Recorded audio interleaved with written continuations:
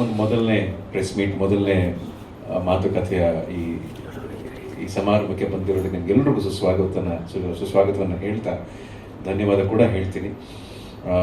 Second case of Sitaram, ಇದಕ್ಕೆ ಮುಂಚೆ ತಾವೆಲ್ಲರೂ ನೋಡಿರುವಂಥ ಸೀತಾರಾಮ್ ಬಿನೋಯ್ ಕೇಸ್ ನಂಬರ್ 18 ಅನ್ನೋ ಒಂದು ಸಿನಿಮಾ ಯಾವುದೋ ಒಂದು ಸಂದರ್ಭದಲ್ಲಿ ಯಾವುದೋ ಒಂದು ಹಂತದಲ್ಲಿದ್ದಂಥ ಒಂದು ಸಿನಿಮಾ ತಂಡಕ್ಕೆ ಒಬ್ಬ ಕಲಾವಿದನಾಗಿ ನನಗೆ ನನ್ನ ವೃತ್ತಿ ಜೀವನದಲ್ಲಿ ಒಂದು ವಿಶೇಷವಾದಂಥ ಹೆಸರನ್ನು, ವಿಶೇಷವಾದಂಥ ಬಲವನ್ನು ಕೊಟ್ಟಂಥ cinema Sitaram Binoy case number 18. ಆ ಸಿನಿಮಾದಲ್ಲಿದ್ದಂಥ ಬರವಣಿಗೆ ಆಗಿರ್ಬೋದು, ಆ ಸಿನಿಮಾಗಿದ್ದಂಥ ಪ್ರೆಸೆಂಟೇಷನ್ ಆಗಿರ್ಬೋದು, ಇವೆಲ್ಲವೂ ಕೂಡ ಆ ಸಿನಿಮಾಗೆ ಒಂದು ವಿಶೇಷವಾದ ಶಕ್ತಿ ಕೊಡ್ತದೆ. ಅಂದರೆ ಆಡಿಯನ್ಸ್ ಆ ಸಿನಿಮಾ ನೋಡುವಂಥ ಒಂದು ಶಕ್ತಿ ಏನಿದೆ ಅದು ನಮಗೆ ಆ ಸಿನಿಮಾ ಮುಖಾಂತರ ಬಂತು. ನಂತರ ಕೇಸ್ ಆಫ್ ಕೊಂಡಾಣ ಮಾಡಿದ್ವಿ. ಅಂದರೆ ಪ್ರಯತ್ನ ಆಗ್ತಾ ಇರುತ್ತೆ, ಎಡಬೋದು ನಡೀತಾ ಇರುತ್ತೆ. ಮತ್ತೆ ಎಚ್ಚೆತ್ಕೋಬೇಕು ಅಂತ ಹೇಳಿದಾಗ ನಮಗೆ ಸೀತಾರಾಮ್ ಕಡೆನೇ ತಿರುಗೋದೆ. ಅದರಲ್ಲಿ ಒಂದು ಅವಕಾಶ ಇತ್ತು, ಅದರಲ್ಲಿ ಒಂದು ಸ್ಕೋಪ್ ಇತ್ತು. ಅಂದರೆ ಇನ್ನೊಂದು ಸೀತಾರಾಮ್ ಮಾಡ್ಬೋದಾದಂಥ ಸ್ಕೋಪ್ ಆ ಸಿನಿಮಾದಲ್ಲಿ ಇದ್ದಿದ್ದರಿಂದ ಸೆಕೆಂಡ್ ಕೇಸ್ ಆಫ್ ಸೀತಾರಾಮ್ ಅಂತ ದೇವಿ ಸರ್ ಒಂದು ಬಹಳ ಒಳ್ಳೆ ಸ್ಕ್ರಿಪ್ಟನ್ನು ಬರ್ಕೊಂಡ್ಬಂದರು. ಸಾತ್ವಿಕ್ ಅದಕ್ಕೆ ಸಪೋರ್ಟ್ ಮಾಡಿದ್ರು. ಇಡೀ ಚಿತ್ರತಂಡ ಮತ್ತೆ ಒಂದಾಗಿ ಸೇರ್ಕೊಂಡು ಆ ಸಿನಿಮಾನ ತಯಾರು ಮಾಡಿದ್ವಿ. ಜೊತೆಗೆ ನವನೀತ್ ಶ್ಯಾಮ್ ಅವರ ಸಂಗೀತದ ಒಂದು ಬಹಳ ದೊಡ್ಡ ಸ್ಟ್ರೆಂತ್ ನಮ್ಮ ಸಿನಿಮಾಗೆ ಸಿಕ್ಕಿದೆ. ಬಹಳ ದೊಡ್ಡ ಜೀವಾಳ ಅಂತ ಹೇಳಿದ್ರೆ ತಪ್ಪಾಗೋದಿಲ್ಲ. ಸರಿ, ಸಿನಿಮಾ ಎಲ್ಲ ಮಾಡಾದ್ಮೇಲೆ ಇವಾಗ ಸಿನಿಮಾ ರಿಲೀಸ್ ಮಾಡಬೇಕಲ್ಲ. ಇವತ್ತಿನ ಕಾಲಘಟ್ಟದಲ್ಲಿ ಸಿನಿಮಾ ಮಾಡೋದೆಷ್ಟು ಕಷ್ಟನೋ, ಸಿನಿಮಾಗೆ ಒಬ್ಬರು ನಿರ್ಮಾಪಕರು ಬರೋದೆಷ್ಟು ಕಷ್ಟನೋ, ಸಿನಿಮಾ ಮಾಡೋದೆಷ್ಟು ಕಷ್ಟ ಇದು, ಸಿನಿಮಾನ ರಿಲೀಸ್ ಮಾಡಿ ಅದನ್ನು ಕಾಪಾಡ್ಕೊಳ್ಳೋದು ಅಷ್ಟೇ ಕಷ್ಟ ಇದೆ. ಸೊ ಅದಕ್ಕೆ ನಮಗೆ ಒಂದು ರೀತಿ ಬೆನ್ನೆಲುಬಾಗಿ ನಿಂತಹ ಪವನ್ ಸರ್ ಅವ್ರಿಗೆ ನಾನು ಥ್ಯಾಂಕ್ಸ್ ಹೇಳಬೇಕು. ಸೀತಾರಾಮ್ ಬಿನೋಯ್ ಕೇಸ್ ನಂಬರ್ 18 ಸಿನಿಮಾನ ಅವ್ರು ನೋಡಿ ಬಹಳ ಇಷ್ಟಪಟ್ಟು ಅವಾಗ ಕಾಲ್ ಮಾಡಿ ನಮಗೆಲ್ರಿಗೂ ಕಂಗ್ರ್ಯಾಚುಲೇಟ್ ಮಾಡಿ ಇಂಥ ಸಿನಿಮಾಗೆ ಸಪೋರ್ಟ್ ಮಾಡಬೇಕು, ಮಾಡೋರು ಇರಬೇಕು ಅನ್ನೋ ಮಾತನ್ನು ಕೂಡ ಅವರೇ ಹೇಳಿದರು. ಇವತ್ತು ನಮ್ಗೆ ಅವರೇ ಕಾಣಿಸುತ್ತೆ. ಸೊ ಹೋಗಿ ಕೇಳಿದ ತಕ್ಷಣ ಸಿನಿಮಾ ನೋಡಿ, ಇಲ್ಲ ನಾನು ಜೊತೆಲಿ ಇರ್ತೀನಿ ಅಂತ ಹೇಳಿ ಕೈ ಜೋಡಿಸಿದ್ದಾರೆ. Sir, thank you so much. We are very very thankful. ಈ ಥರ ಒಂದು ಸಿನಿಮಾಗೆ ನಿಮ್ಮ ಥರ ಒಂದು ಕೈ, ಒಂದು ಸಪೋರ್ಟ್ ಇದ್ದಾಗ ಮೇಕರ್ಸ್ ಆಗಿರೋ ನಮ್ಮ ಚಿತ್ರತಂಡಕ್ಕೂ ಕೂಡ ಒಂದು ವಿಶ್ವಾಸ ಬರುತ್ತೆ, ಒಂದು ಬಹಳ ದೊಡ್ಡ ಮಟ್ಟದಲ್ಲಿ ನಂಬಿಕೆ ಬರುತ್ತೆ. ಸೊ ಆ ನಂಬಿಕೆ ಜೊತೆನೆ ಸಿನಿಮಾದ ಟೀಸರ್ ಲಾಂಚ್ ಮಾಡಿದ್ವಿ, ಇವತ್ತು ಟ್ರೈಲರ್ ಲಾಂಚ್ ಮಾಡಿದ್ದೀವಿ. ಇನ್ನು ಕೆಲವೇ ದಿನಗಳಲ್ಲಿ ಸಿನಿಮಾ ರಿಲೀಸ್ ಕೂಡ ಆಗುತ್ತೆ.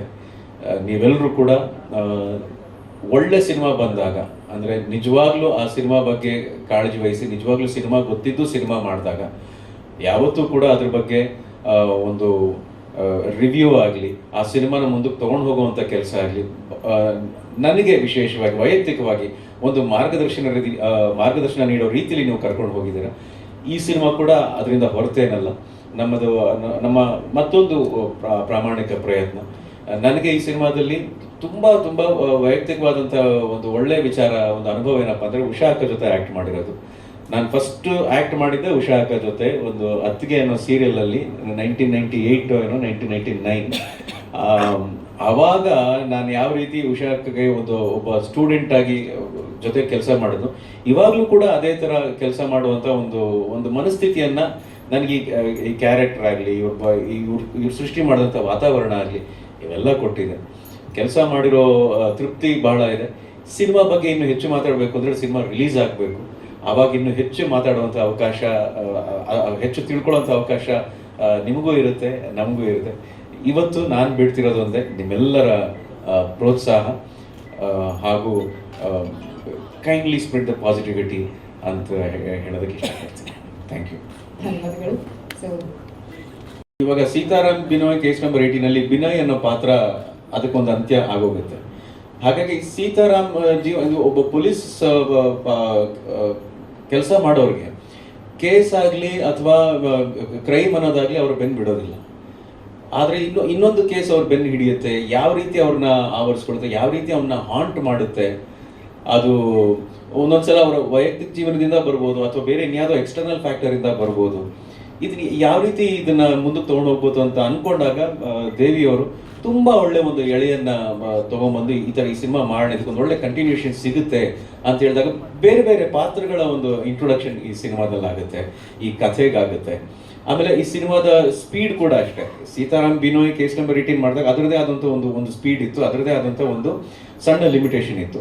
ಇದು ಅಂದರೆ ಆ ಲಿಮಿಟೇಷನ್ ಮೀರಿ ಹೊರಗಡೆ ಬಂದ್ಬಿಟ್ಟಿದ್ದೀವಿ, ರೆಕ್ಕೆ ಬಿಚ್ಕೊಂಡು ಬಂದ್ಬಿಟ್ಟಿದ್ದೀವಿ ಅನ್ನೋ ಥರ ಅಲ್ಲದೇನೆ ಅದೇ ಒಂದು ಕನ್ಫೈನ್ಡ್ ಏರಿಯಾದಲ್ಲಿ, ಅದೇ ಒಂದು ಕನ್ಫೈನ್ಡ್ ಲಿಮಿಟೇಷನ್ಸಲ್ಲಿ ಇನ್ನೂ ಇಂಟೆನ್ಸ್ ಆಗಿ ಸ್ಕ್ರಿಪ್ಟ್ ಮಾಡಿ, ಇನ್ನೂ ಇಂಟೆನ್ಸ್ ಆಗಿರುವಂಥ ಪಾತ್ರಗಳನ್ನು, ನನ್ನ ಪಾತ್ರದ ಒಂದು ಬೆಳವಣಿಗೆ ಇರುತ್ತೆ.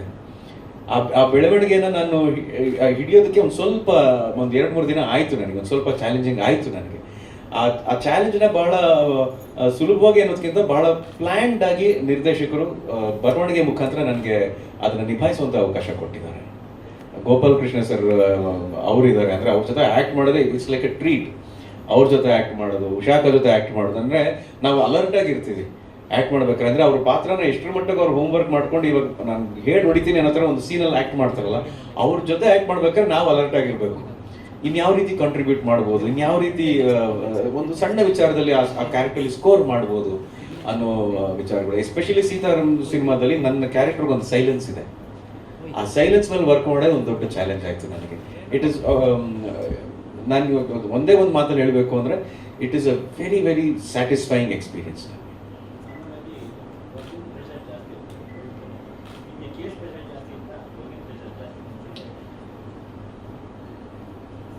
ಚೆನ್ನಾಗಿದೆ, ಯಾಕಂದರೆ ಯೋಚನೆ ಮಾಡೋ ಥರ ಮಾಡ್ತಿದ್ದು.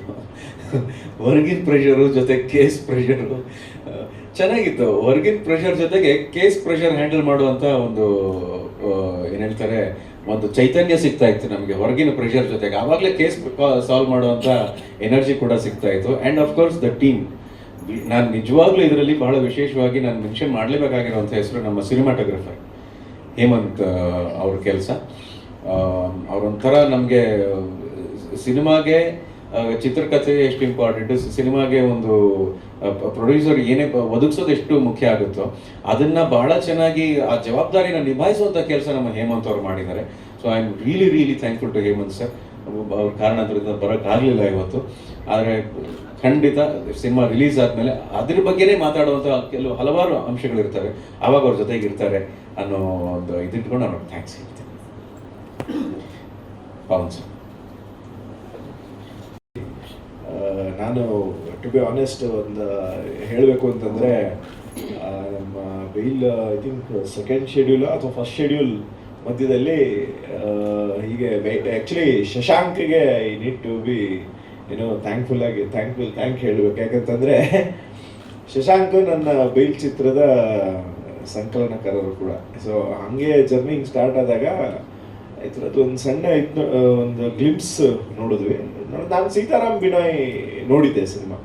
Sitaram Benoy has its own specialities in ಅದರದೇ ಆದಂಥ ತುಂಬ ಮೊದಲುಗಳು ಇದ್ದಾವೆ. ಅದನ್ನು ಎಲ್ಲ ಒಂದು ಇದನ್ನು ಬ್ರೇಕ್ ಮಾಡಿ ಅದೊಂದು ಟ್ರೆಂಡ್ ಸೆಟ್ ಮಾಡೋದಂಥ ಸಿನಿಮಾ.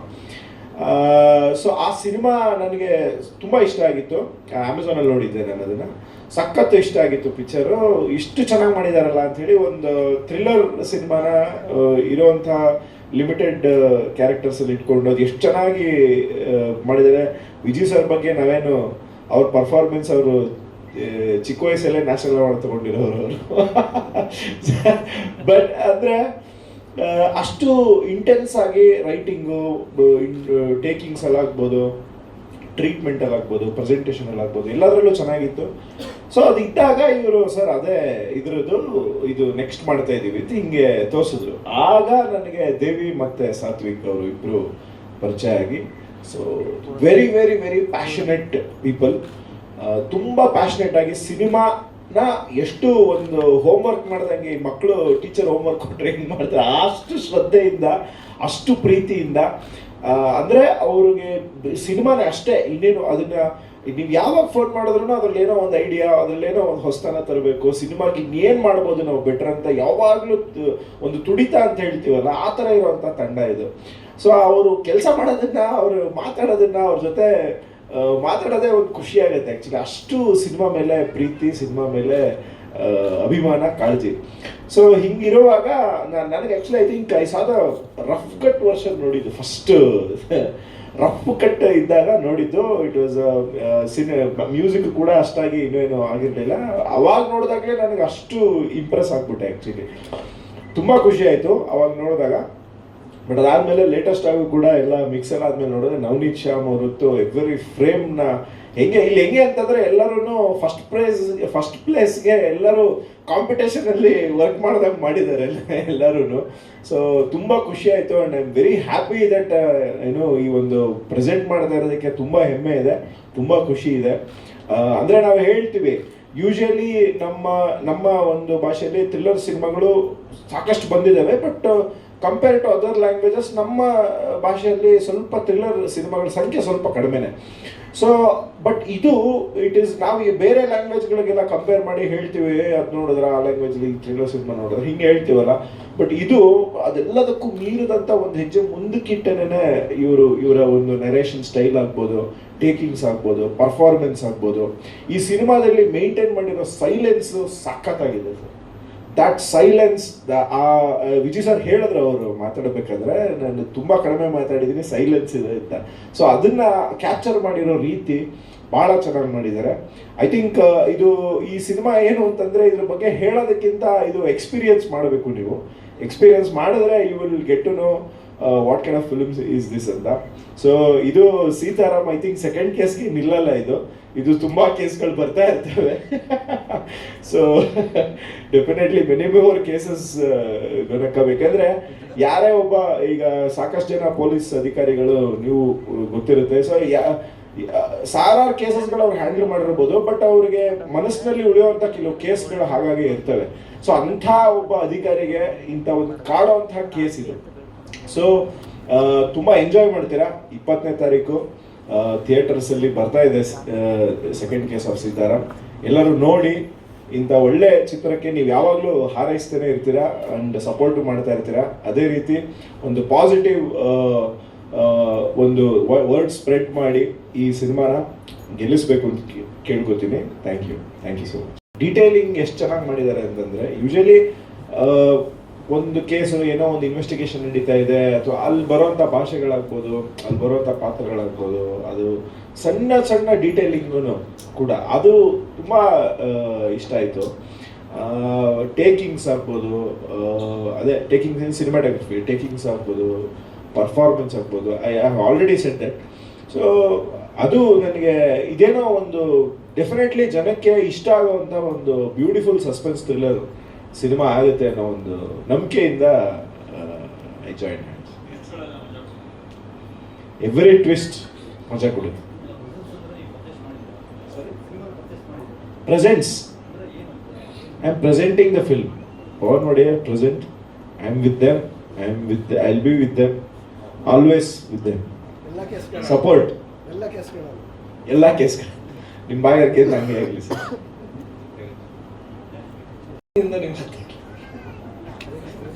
ಇಲ್ಲ ಎಷ್ಟೇ ಓಪನಿಂಗ್ ಅವರೇ ಟ್ರಿಗರ್ ಪಾಯಿಂಟ್. ರಾಮ್ಗೋಪಾಲ್ ವರ್ಮಾ ಅಂತ ಸರ್. ಬಟ್ ನಿಜವಾಗ್ಲೂ ನನಗೆ ಒಂದೇ ಒಂದು ಮಾತು ಹೇಳೋದಕ್ಕೆ ತುಂಬ ಮನಸ್ಸಾಗ್ತಾ ಇದೆ.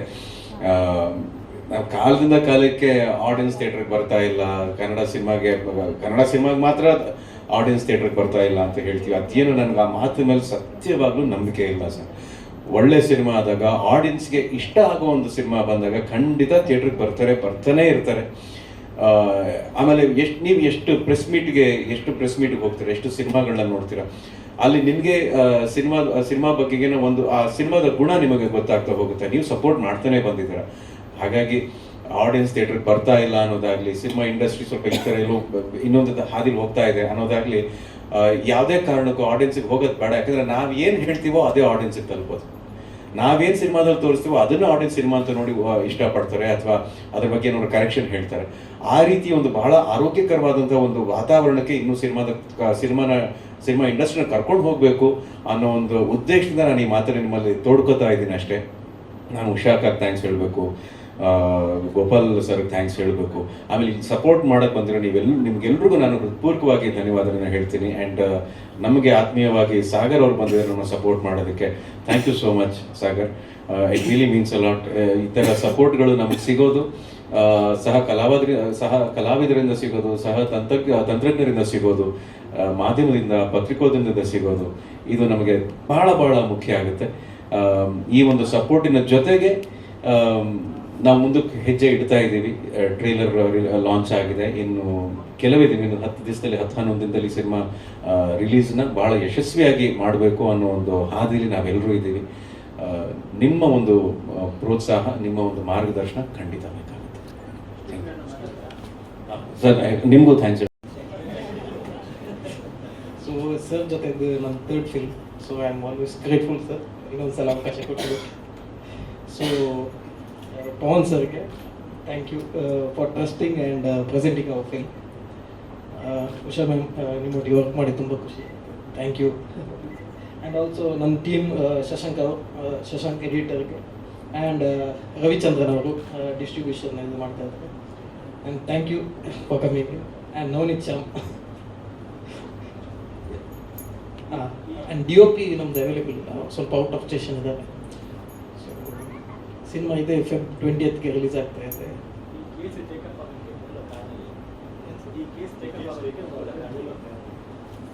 ಇನ್ನೊಂದು ಸಿನಿಮಾ ಮಾಡಬೇಕಿತ್ತು.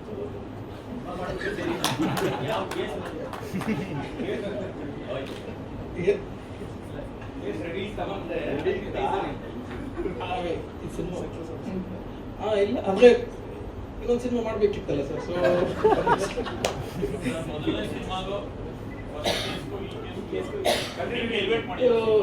ಇಂಡಿಪೆಂಡೆಂಟ್ ಆಗಿ ಕೂಡ ನೋಡ್ಬೋದು, ಸೋಲೋ ಸ್ಟ್ಯಾಂಡ್ ಅಲೋನ್ ಫಿಲ್ಮ್ ಆಗಿ ಕೂಡ ನೋಡ್ಬೋದು, if you are watching continuity ಆಗಿ ಕೂಡ ನೋಡ್ಬೋದು.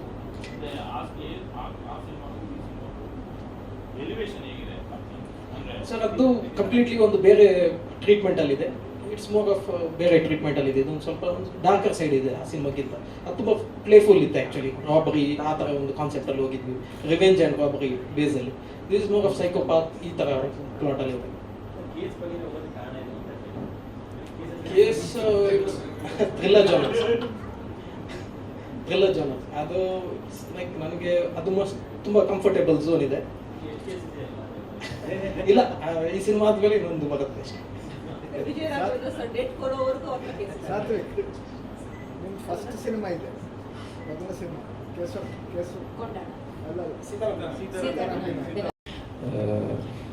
ಲಾಸ್ಟ್ ಮಂತ್ ನಾವು ತೀರ್ಥರೂಪ ತಂದೆಯವರಿಗೆ ರಿಲೀಸ್ ಮಾಡಿದ್ವಿ. ಆ್ಯಂಡ್ ಅದಕ್ಕೆ ಒಳ್ಳೆ ರೀತಿಯಿಂದ ರೆಸ್ಪಾನ್ಸ್ ಬಂತು ಜನರಿಂದ. And it converted very well in theatres. And ಈ ಸಿನಿಮಾ ಫೆಬ್ರವರಿ 20ಕ್ಕೆ ರಿಲೀಸ್ ಮಾಡ್ತಾ ಇದ್ದೀವಿ. ಆ್ಯಂಡ್ ಈ ಸಿನಿಮಾ ಆಲ್ರೆಡಿ ನೋಡಿದ್ದೀನಿ. ಸಾತ್ವಿಕ್ ಸರು ಮತ್ತು ದೇವಿ ಸರ್ದು ಒಂದು ಜರ್ನಿ ಇದೆ. ಆ್ಯಂಡ್ ಡೈರೆಕ್ಟ್ಲಿ ಅವರು ಅಂದರೆ ಪ್ರೊಡ್ಯೂಸರ್ ಹ್ಯಾಟು ಮತ್ತು ಡೈರೆಕ್ಟರ್ ಹ್ಯಾಟ್ ತೊಗೊಂಡವರಲ್ಲ. ಅದಕ್ಕಿಂತ ಮುಂಚೆ ಅಸೋಸಿಯೇಟ್ ಆಗಿ ಕೆಲಸ ಮಾಡಿದ್ದಾರೆ, ಅಸಿಸ್ಟೆಂಟ್ ಆಗಿ ಕೆಲಸ ಮಾಡಿದ್ದಾರೆ. ಅದಾದಮೇಲೆ ಸಿನಿಮಾ ಅಂದಾಗ ಏನು ರೊಕ್ಕ ದುಡೋದಾರಲ್ಲ, ಆ ರೊಕ್ಕದಾಗೆ ಸಿನಿಮಾ ಪ್ರೊಡಕ್ಷನ್ ಮಾಡಿದ್ದು. ಫಸ್ಟ್ ಸಿನಿಮಾ ಏನು ಅವರಿಗೆ ಥಿಯೇಟರ್ನಾಗ ಕಲೆಕ್ಷನ್ ಏನೇ ಕಮ್ಮಿ ಆದರೂ ಅವ್ರಿಗೆ OTT ಇಂದ ಬಂತು. ಬಟ್ ಬಂದಿರೋ ರೊಕ್ಕ ಮತ್ತು ಅದಕ್ಕೆ ಅದೇ ಸಿನಿಮಾ ಇನ್ನೊಂದು ದೊಡ್ಡ ರೀತಿಯಾಗ ಸೆಕೆಂಡ್ ಸಿನಿಮಾ ಮಾಡಿದ್ರು, ಕೇಸ್ ಆಫ್ ಕೊಂಡಣ ಮಾಡಿದ್ರು. ಅಲ್ಲಿ ಕಮರ್ಷಿಯಲಿ ಆ ರೀತಿಯಿಂದ ಫಸ್ಟ್ ಸಿನಿಮಾಗೆ ಹೆಂಗೆ ಸಿಕ್ಕಿದ್ದು ಅದು ಸಿಕ್ಕಿಲ್ಲ ಅಂದ್ರೆ ದೇ ಟ್ರೈಡ್ ಅಗೇನ್. ಆ್ಯಂಡ್ ಖುಷಿ ಏನಾಗತ್ತಂದರೆ ಸಿನಿಮಾ ಇಂಡಸ್ಟ್ರಿದಾಗ ಯೂಶ್ವಲಿ ಕಾಂಬಿನೇಷನ್ಗಳು ಎಲ್ಲೂ ರಿಪೀಟ್ ಆಗಲ್ಲ. ಡೈರೆಕ್ಟರ್ ಹೀರೋ ಕಾಂಬಿನೇಷನ್ ರಿಪೀಟ್ ಆಗಲ್ಲ, ಪ್ರೊಡ್ಯೂಸರ್ ಡೈರೆಕ್ಟರ್ ಕಾಂಬಿನೇಷನ್ ರಿಪೀಟ್ ಆಗಲ್ಲ. ಬಟ್ ಈ ಟೀಮ್ ಹೀರೋ ಡೈರೆಕ್ಟರ್ ಪ್ರೊಡ್ಯೂಸರ್ ಮೂರು ಸಿನಿಮಾ ಕಾಂಬಿನೇಷನ್ ರಿಪೀಟ್ ಆಗಿದ್ದು ಭಾಳ ಇದು ಒಳ್ಳೆಯ sign actually. Only thing is ಸಿನಿಮಾ ಗೆಲ್ಬೇಕಂದ್ರೆ ನಾನು ಇದು 11ನೇ ಸಿನಿಮಾ ನಾನು ರಿಲೀಸ್ ಮಾಡ್ತಾ ಇರೋದು ಲಾಸ್ಟ್ 1 ವರ್ಷದಿಂದ ಇಲ್ಲಿ ತನಕ. ಆಲ್ಮೋಸ್ಟ್ ಎಲ್ಲ ಸಿನಿಮಾಗಳು 25 ದಿನದ ಮೇಲೆ ಹೋಗಿದೆ ಥಿಯೇಟ್ರಲ್ಲಿ. ಆ್ಯಂಡ್ ಐ ರಿಕ್ವೆಸ್ಟ್ ಏನಂದರೆ ಫಸ್ಟ್ 3 ದಿನ ನೋಡೋದು ಭಾಳ ಭಾಳ ಇಂಪಾರ್ಟೆಂಟು. ಆಡಿಯನ್ಸಿಗೂ ರಿಕ್ವೆಸ್ಟ್ ಮಾಡ್ಕೊಳ್ಳೋದೇನೆಂದರೆ ಥಿಯೇಟರ್ಗೆ ಬರ್ರಿ 3 ದಿನ. 3 ದಿನದಾಗ ನಿಮ್ಗೆ ಅಲ್ಲಿ ಸಿನಿಮಾ ಚಲೋ ಅನ್ನಿಸ್ತಂತಂದ್ರೆ 4 ಮಂದಿಗೆ ಹೇಳ್ರಿ. ಚಲೋ ಇಲ್ಲ ಅಂದ್ರೂ ಚಲೋ ಇಲ್ಲ ಅಂತ ಹೇಳ್ರಿ, ಚಲೋ ಇದ್ರೆ ಚಲೋ ಅದ ಅಂತ ಹೇಳ್ರಿ.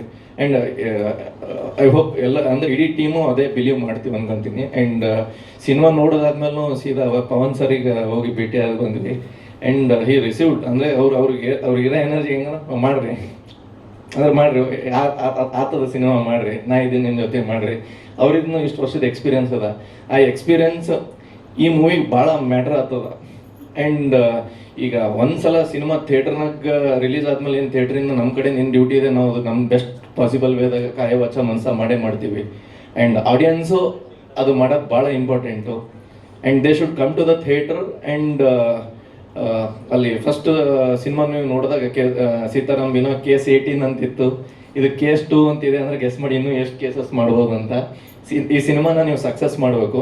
ಆ್ಯಂಡ್ ಹೋಲ್ ಕಾಸ್ಟ್ ಆ್ಯಂಡ್ ಕ್ರ್ಯೂಗೆ ಎಲ್ರಿಗೂ ಥ್ಯಾಂಕ್ ಯು ಸೊ ಮಚ್. ಅಂದರೆ ಇವತ್ತಿನ ದಿನನೂ ಇನ್ನೂ ಸಿನಿಮಾ ಮುಗಿದ್ಮೇಲೆ ನಿಮ್ಗೆ ಎಲ್ಲರೂ ಕೂಡ ಜೊತೆ ಇರೋದು ಭಾಳ ಇಂಪಾರ್ಟೆಂಟ್. ಸರ್ ಅವಾಗಲೇ ಹೇಳಿದ್ರು, ಅಂದರೆ ಸಿನಿಮಾ ಮುಗಿದ್ಮೇಲೆ ಯಾರೂ ಇರಲ್ಲ ಅಂತ.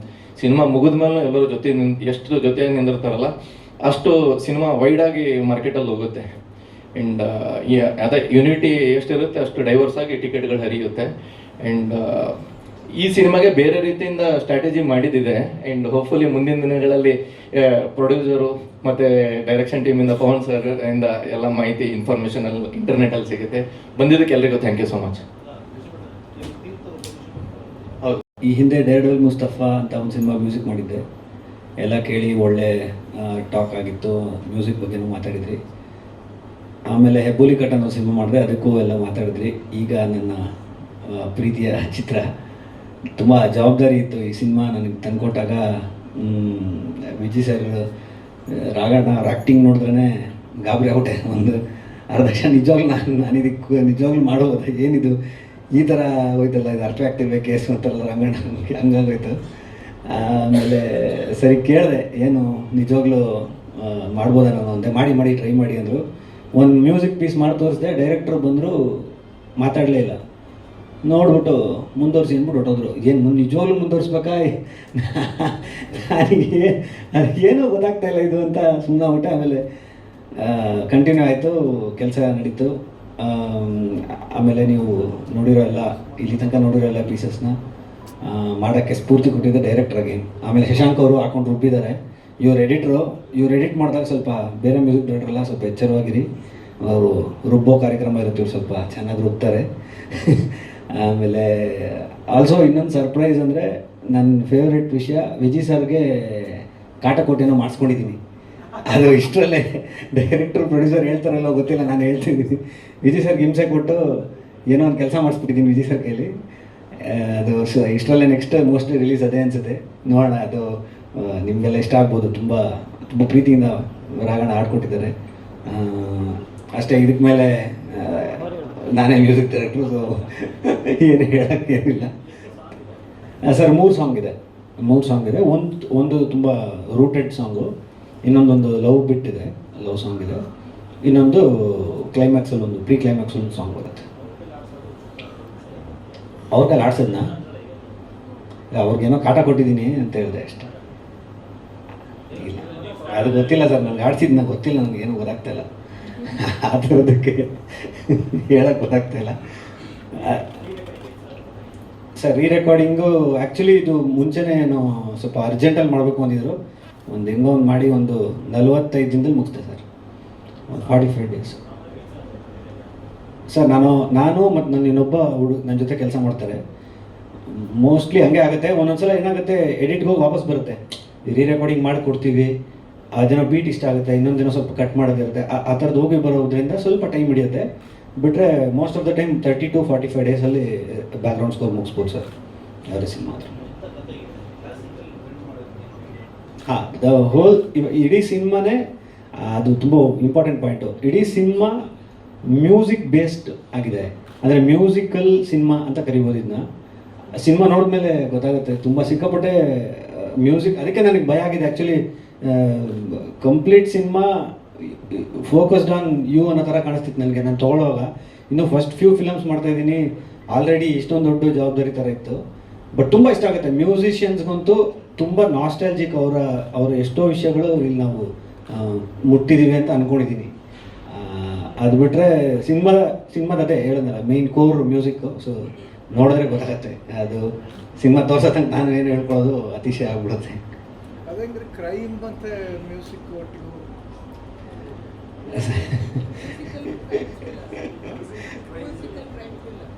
One of it's kind sir. ಹಂಗಾರೆ ಈ ಕ್ವಶನ್ಗೆ ಸರ್ ಮ್ಯೂಸಿಕ್ಕು ಕ್ರೈಮು ಬ್ಲೆಂಡ್ ಆಗ್ತದೆ ಅಂದರೆ ಒನ್ ಆಫ್ ಇಟ್ಸ್ ಕೈಂಡ್ ಅಂತ ಕರಿಬೋದು ಸರ್.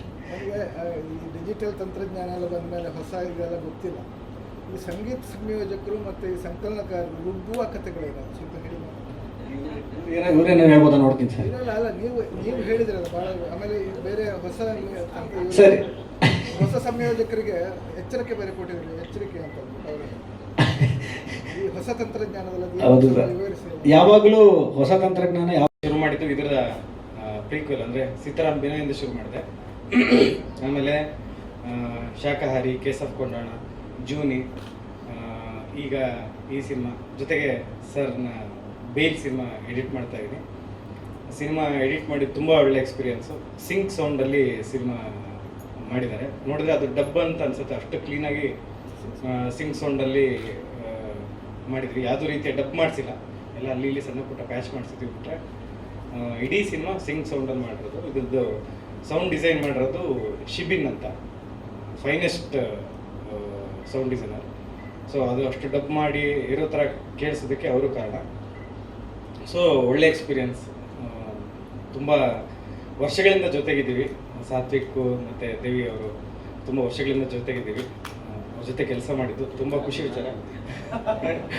ಅದೇ ಹೇಳಿಕೊಟ್ಟಿದ್ದೀನಿ. ಸರ್ ಜೊತೆಗೆ ನಂದು ಇದು 4ನೇ ಸಿನಿಮಾ. ರಿಪ್ಪನ್ ಸ್ವಾಮಿ, ಸೀತಾರಾಮ್ ಬಿನಾಯ್, ಕೇಸ್ ಆಫ್ ಕೊಂಡಣ ಜೊತೆಗಿದೆ. So happy to be part of this movie. Thank you. ಇಲ್ಲ ಇಲ್ಲ ಇಲ್ಲ, ಇದು ಹೇಗಿತ್ತು ಅಂತಂದರೆ ಫಸ್ಟಿಂದ ಎಂಡ್ ತನಕ ಏನೇನು ಶೂಟ್ ಮಾಡಿದ್ವಿ, ಯಾವ ಸೀನನ್ನು ಕೂಡ ಕಟ್ ಮಾಡಿಲ್ಲ. ಏನಿತ್ತು ಅಲ್ಲಲ್ಲಿ ಟ್ರಿಮ್ ಮಾಡಿದ್ದೀವಿ ಬಿಟ್ಟರೆ ಒಂದು ಸೀನನ್ನು ಯಾವುದನ್ನೂ ತೆಗೆದಿಲ್ಲ. ಡಿಲೀಟೆಡ್ ಸೀನ್ ಅಂತ ಯಾವುದೂ ಇಲ್ಲ. ಸೊ ಫಸ್ಟಿಂದ ಲಾಸ್ಟ್ ತನಕನೂ ಪ್ಲ್ಯಾನ್ ಮಾಡಿ ನೀಟಾಗಿ ಕ್ಲಾರಿಟಿಲೇ ಶೂಟ್ ಮಾಡಿ ತೆಗೆದು.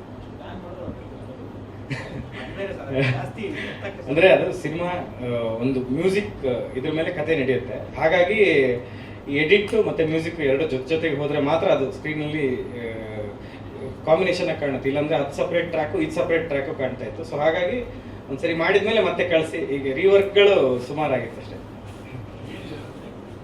Run time 1 hour 59 minutes so for. 2 hours ಅಂತ ಹೇಳ್ಬೋದು. 59 minutes 50 seconds ಇದೆ. 2 hours ಎಕ್ಸಾಕ್ಟ್ 2 hours.